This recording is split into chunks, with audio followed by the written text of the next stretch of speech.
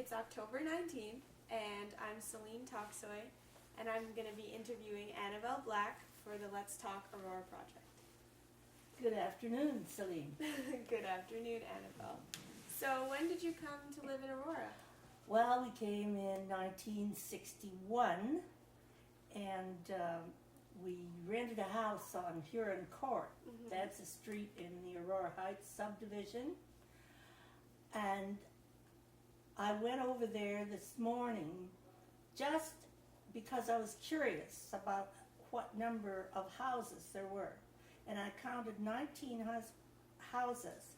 But when we moved there, there were 60 children on that street. Oh. So there were a whole lot of, people had a lot of children in those days.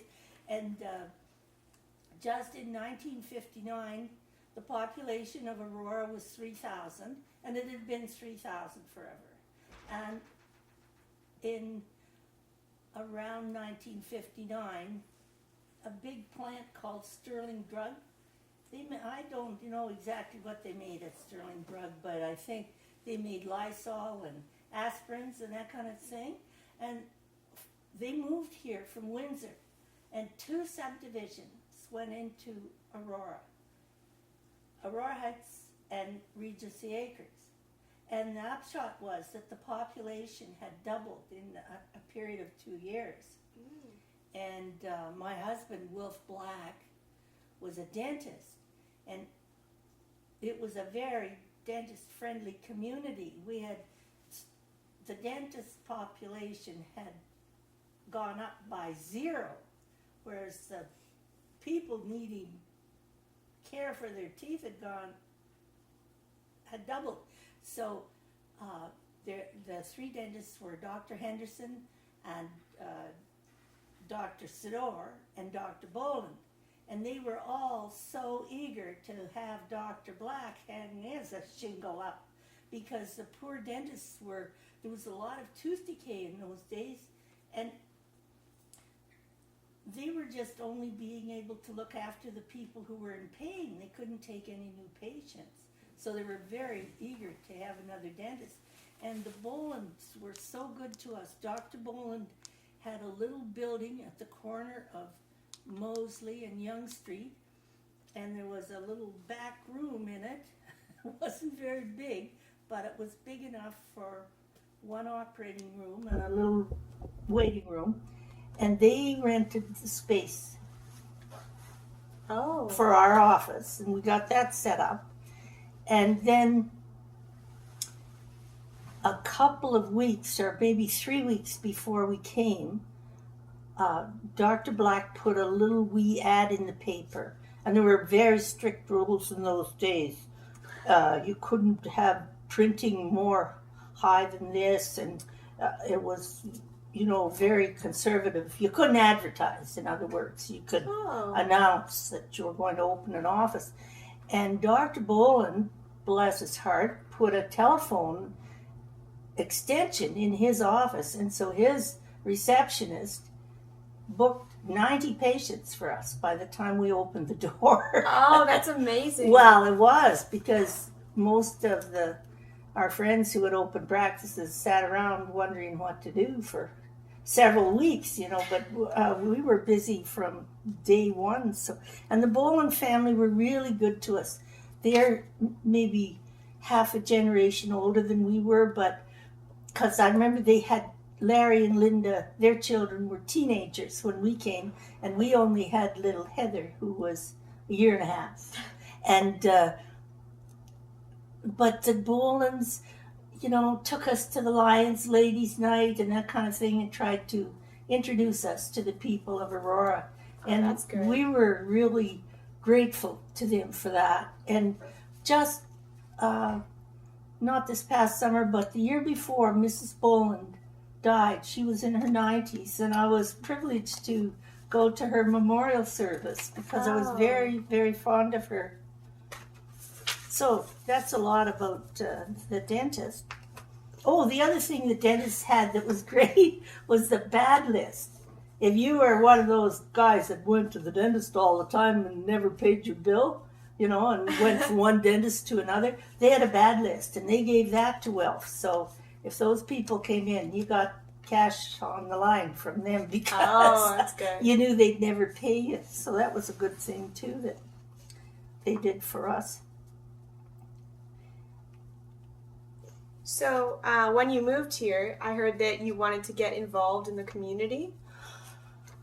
Well, yes, I did, but to begin with, I really couldn't get very involved because I had to go to work every day. Mm-hmm. And I lived in this subdivision where there were 60 children on the street, but I wasn't very acceptable because I had a nanny. I didn't stay home with all these children like everybody else did. So I was frowned upon out there because I was going to work every day. But as soon as Wilf got more established and could afford to hire somebody to work for him, then I started to stay home. And of course, I was also unacceptable in old Aurora because, you know, I lived out there. And so then after I stopped working, I began to become more involved in the community, and I did lots of volunteer work. But I was going to tell you what Aurora looked like when I came here. Oh, what does it look like? Well,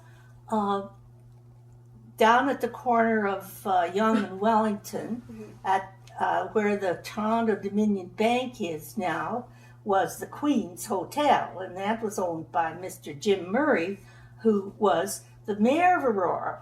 I'm pretty sure he was the mayor when we came, because that big street out by No Frills is called Murray Drive, and that's not an accident. That was after the mayor.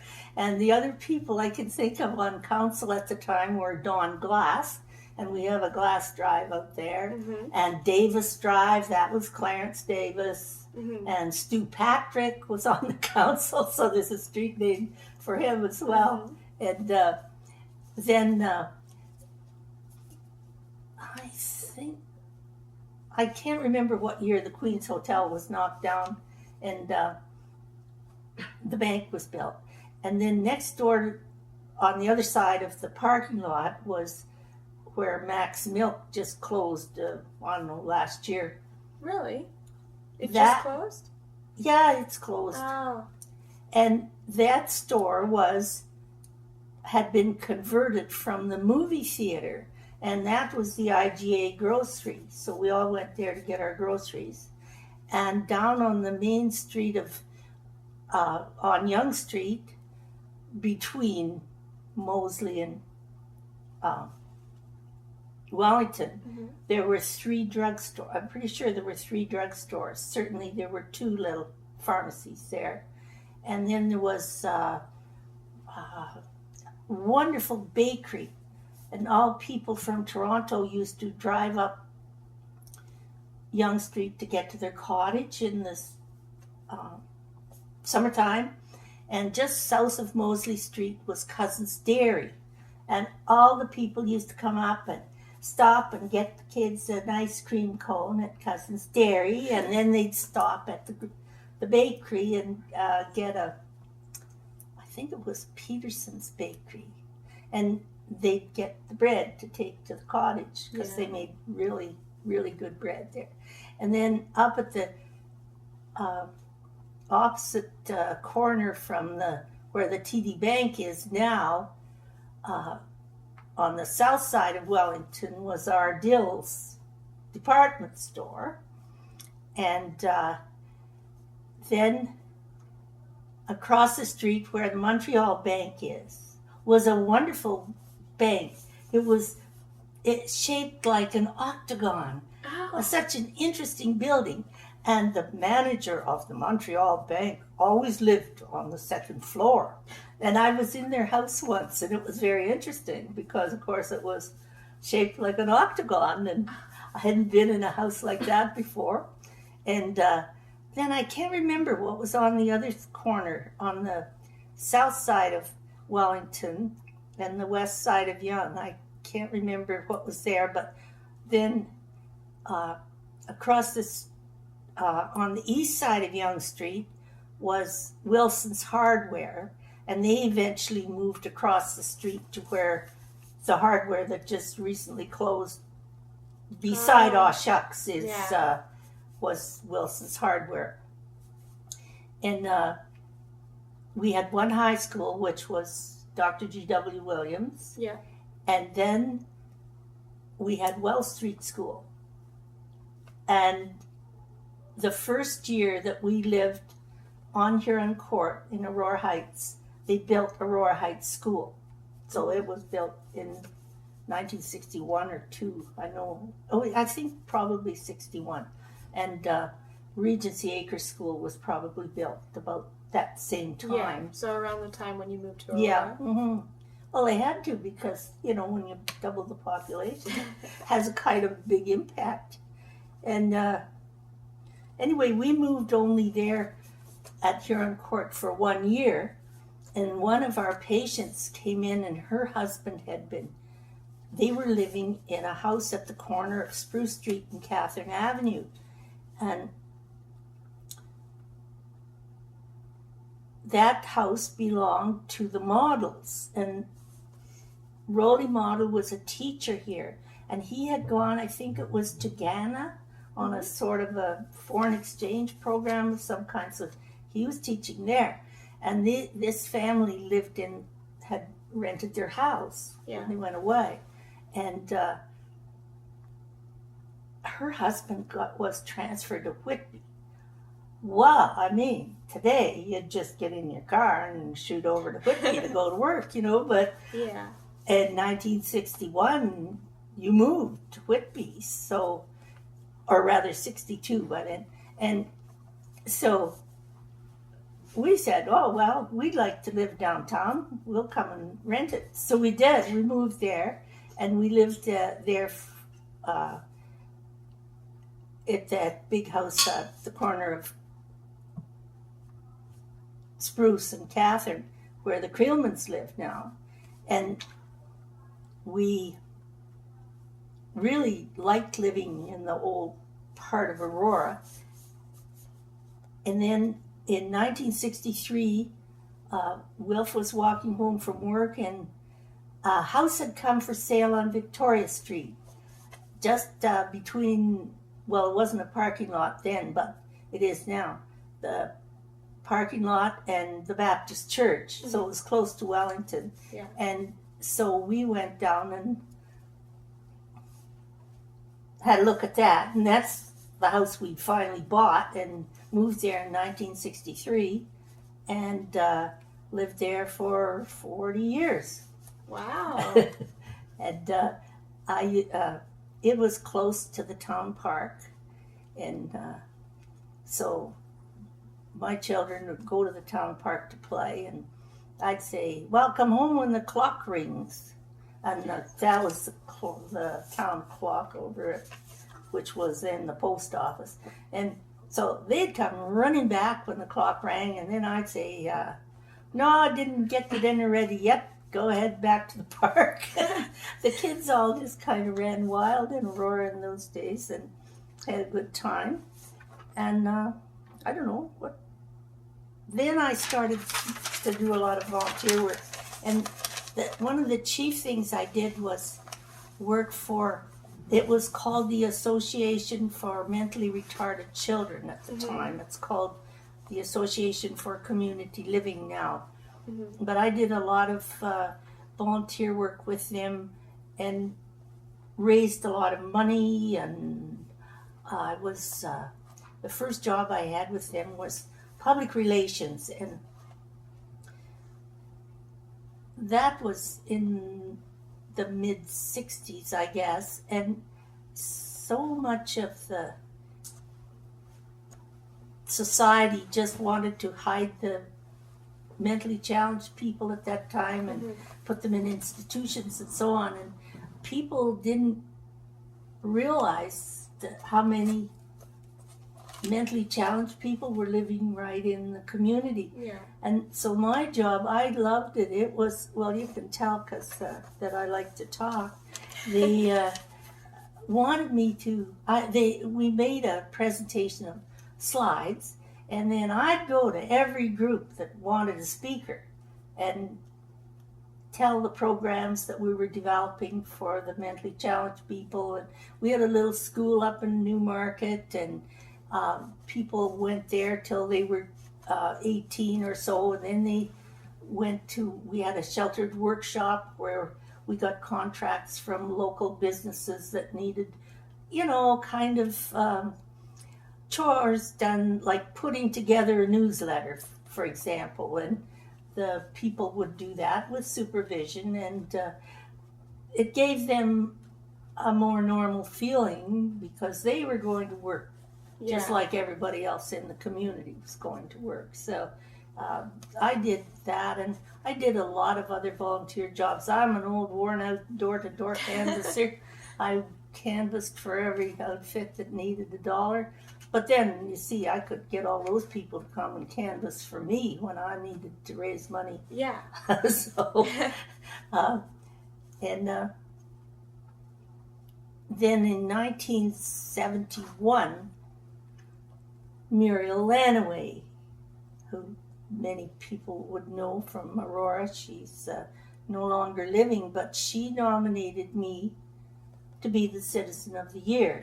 And I won that honor, which was really a big deal because I'd only been in the town for 10 years, and it takes a long time. As a matter of fact, when I came here to the orientation meeting that night, some lady, I don't know who it was because you see I can't see anymore, but some lady said to me, well, when did you move to Aurora? And I said, well, 1961. Oh, she said, you're a newcomer, and that was the way it was then. So it was quite a surprise to me that I was the second Citizen of the Year in Aurora. When, I can't remember, I think Dick Illingworth was the mayor. Yeah. And they had students from the high school come to the council meeting. And Stephen Ostick, many people will remember the Ostick family. And Stephen was at high school, and he suggested to the town council, in 1969 or 70 or something, that he thought they should choose a Citizen of the Year each year who was making a contribution to the community. And the council picked that up and decided to do that. And so Bob Blick was the first person that was named, and then I was the second one. But it was terrible because Dick Illingworth phoned me up a couple of weeks before the 1st of July celebration and said, you're going to be named the Citizen of the Year. And you can't tell anybody. And, well, I told my husband, but it was really hard for me because I'm not a good liar. I had to keep that quiet, but I wanted to have a party, so we had the party anyway. But I managed not to tell anybody that I was the Citizen of the Year. And we used to have such a good time at that 1st of July celebration because on the night before, on the 30th of June, they'd have a dance at the community center over on Aurora Heights Drive, and all the kids would go and dance. It was like going to a wedding dance, because even, little kids would go to that dance. And then the next day they'd have the parade in the morning and have the beer garden in the afternoon, and then there was another dance at night. It was really a fun celebration. And I think it started in, I don't remember. We celebrated Canada's centennial in 1967, which was a big celebration. And I think that the council and the committee decided, let's call Aurora Canada's birthday town, and we'll have this celebration every 1st of July. And so we're still having it, but that was when I remember that it got started. Yeah. We didn't have a liquor store. If you wanted to do something really sinful, like have a bottle of wine, you had to drive up to Newmarket to get it. Oh. And I remember we had a referendum and Aurora went wet, and you know, you could order a glass of wine with your dinner. Before that, couldn't do that. And then the skating rink, I should have talked about this when I was talking about beautiful downtown Aurora earlier, but the skating rink was down on the east side of Yonge Street, just north of where the Park Place Manor retirement home is now. Yeah. And I think the lot is still vacant. And they talked about what was going to go in where the old arena was. And it burned down. I can't even remember when it was, but it was the early 60s, I think, that it burned down. So we didn't have a skating rink at all until we were able to build the community center on Aurora Heights Drive. So, everybody walked everywhere. And I mentioned earlier how many young families came to live in Aurora Heights and Regency. In fact, people used to call it Pregnancy Acres instead of Regency Acres because everybody was raising a young family, you know, and the mothers were at home. The dads got in their car in the morning and went to work, and other than the people that worked in town or worked at Sterling Drugs who could walk to work, but most of the mothers were just home, and the dad took the car and went to work. And so the mom would send a little note to the teacher that Darren has an appointment with the dentist at 2:00, and the teacher would send him off, and Darren would just jump on his bike and ride downtown, go to the dentist, and then get on his bike and ride back to school. It was really easy to live here in those days. Oh, that's amazing. And 1967 was a great fun we had. When we had Canada's centennial, we all got costumes, and there were lots of activities, and we had a good time. And we went to Trinity Anglican Church, and the priest there at the time was John Spears, who was a very popular clergyman. He was kind of the clergyman for the town. Mm-hmm. And he and his wife and children went to everything that went on in town, you know, and so on. And he died just 2 years ago in Barrie. He was 95, but he was a very interesting man and a nice family. And they became friends with, I told you I wanted to talk about the Crusoe family, yes, because, of course, their fruit and vegetable mart and flower shop was on the main section of Yonge Street also, and still is. I think the sign on that mural says since 1914 the family's been there. And when I used to shop there, the ladies who waited on me were Miss Rose Caruso and Miss Mary Caruso. And as old as they became, they were referred to as never having married yet. And I don't really know. I was thinking about that. You know, there was a whole generation of Canadian women who remained single because all the lads had been killed in World War I. Wow. You know? Anyway, the Caruso family became friends with the Spears, and we used to be there at the same time at their house. And of course, the Caruso family, who were Italian descent, were Roman Catholics. And I remember Mary and Rose saying one night when we were there, well, I was just really thinking about this because today in the Vatican, the next step in the beatification of Pope John VI, I believe his name is.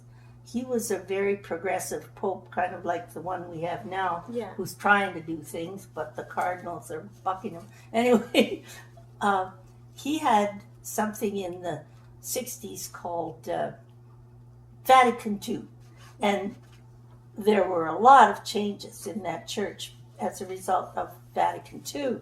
And I remember Rose and Mary Caruso describing that, when we were young, we didn't have a church here in Aurora. We had to go to church in Richmond Hill, and our friends all went in Aurora, but that was okay, because we were right. And we heard our Mass in Latin. Our friends heard theirs in English, but that was okay, because we were right. And all our friends went to church on Sunday, and they sang hymns. Yeah. And we didn't sing hymns. The choir sang the hymns, but it was okay, because we were right. Well, then, Vatican II happened. And they said to Mr. Spears, we were in church the other day, and we heard our Mass in English, and we were singing hymns, and we were thinking, we weren't even right, And I just thought that was such a great kind of a conversation to hear. And I liked those two women so much, and they worked so hard in that store. And so that was just why I like to talk about the Caruso family and the Spears family. And then when our priest, when John Spears was transferred to Toronto, there was this lovely clergyman at the Presbyterian church, and he kind of became the town clergyman at that time. Yeah. And it was a very tragic thing because I can't remember the year, but he died very suddenly. I think he got meningitis, and he died on a Saturday night, and all the Presbyterians went to church on Sunday, and they didn't have a clergyman. And that was a big tragedy in Aurora. And by that time, we had an IGA grocery store over, where Dollarama is, and that other, whatever it's called, that store that they're rebuilding right now. And there was a coffee shop in that IGA, and all the old guys used to congregate there and drink coffee and smoke. And so I heard one old guy say, "Well, I can't die now for sure." He said, "I thought John Spears had buried me and he moved away, but now Homer McAvoy died, so there's nobody to bury me now." Oh. That's what I mean when I say they were kind of the town clergyman. It didn't, not so much the congregation, but everybody just had some ownership there. So I don't know. Oh, I know another tragedy that happened in 1972. Our dental office burned down. What? We had moved from Dr. Boland's office at Mosley and Young because we needed a bigger office. So we were in the middle of the block on the west side of Yonge Street between Mosley and Wellington. At this point, there's a passageway. If you park down to the west side of those stores along there, like Aw Shucks and those stores, there's a passageway. You can walk up to the sidewalk on Yonge Street. if you park down there. And anyway, there's a passageway to come up between two big buildings. And sometime in the past, I don't know when, we didn't even know this at the time that we moved there. We were on the second floor of one of the buildings. And somebody came along and didn't think they needed that passageway anymore. So they bricked up the front and the back and put a floor in and made another store. And there were windows leading into each building, either side of where they built this new store. But because of not having building codes that were strict at that time, they just boarded up the windows, you see, and then covered them up and so on. But then at the time our office was upstairs from that in 1972. I think we moved there. We moved to that office in 1967 on Yonge Street upstairs. And a little fabric shop was in that store that used to be a passageway, but we didn't know that. And so the fire broke out. It was 9 o'clock at night, and the fire broke out in that fabric shop. And it was full of lots of synthetic fabrics.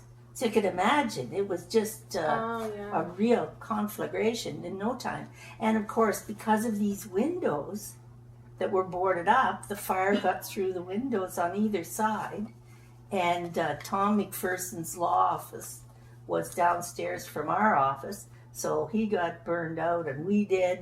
And then I think on the other side there was a shoe store, and I can't remember what was upstairs from that, but that was a real terrible event in our lives because Wilf was out of work for 6 months before he could get himself another office, and I don't think they start to manufacture dental equipment until they get an order for it, you know, so it was forever before he got back to work. So that was, and we had a volunteer fire brigade, of course, and a lot of the firemen were our patients. And we were at a meeting over at Trinity Church, and Doris John Cox, who lived over the funeral home on Victoria Street, came running she went to our house, and our babysitter said, oh, they're over at the church at a meeting. And she came and got Wilf, and he ran downtown, and one of the firemen was his patient, and he tried to take Wilf in, but he just couldn't handle the smoke, so it was Joe DeGear, and he put on some kind of a mask and went up to our office, and he knew the office because he was our patient, and he brought down this little file, which was our accounts receivable. That's the record of everybody that owed us money.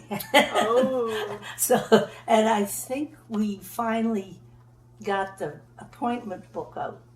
Yeah, after the fire we did, because it was all wet. I remember taking it home and putting a paper towel between each page. But because people canceled their appointment or phoned up and needed to change it, that was all written in pencil. So the water damage we could still read it. Good. And then when we finally did get back to work, it was quite funny because everything was new, shiny new equipment, and everything was rebuilt. And I guess we moved across the street because then we had our office where the clock tower is. Yeah. But it was shiny new equipment and the whole new, we built this new office. And then we'd walk in with the treatment chart, and it'd be all black with smoke, and because our treatment charts didn't burn.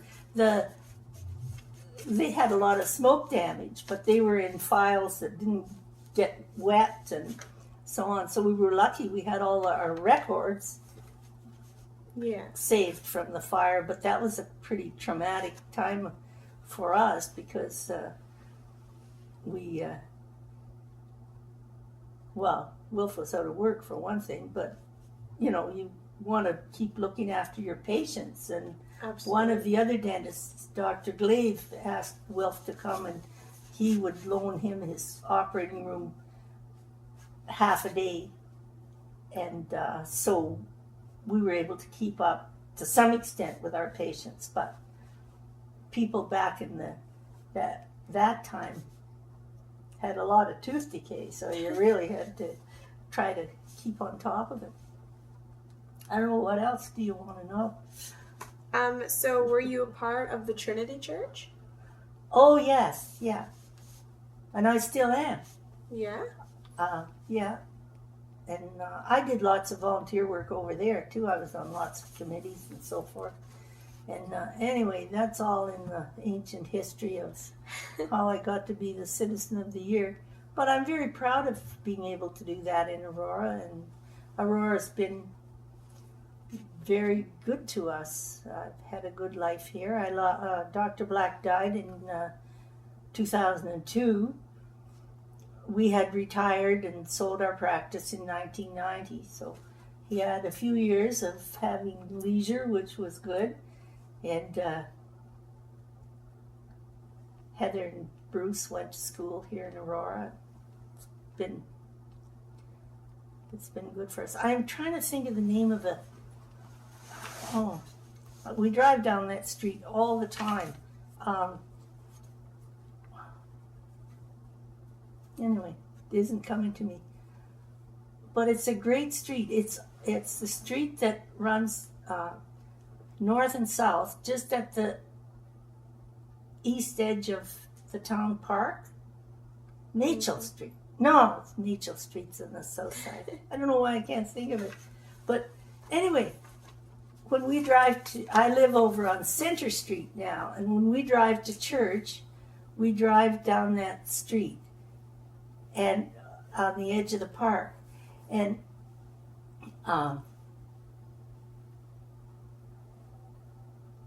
at the end of the street on Metcalf Street, I just love driving down the street that I can't think of the name of, because at the end of that street, you look and there are about 6 or 7 houses. They're 2-story houses, but they're all the same.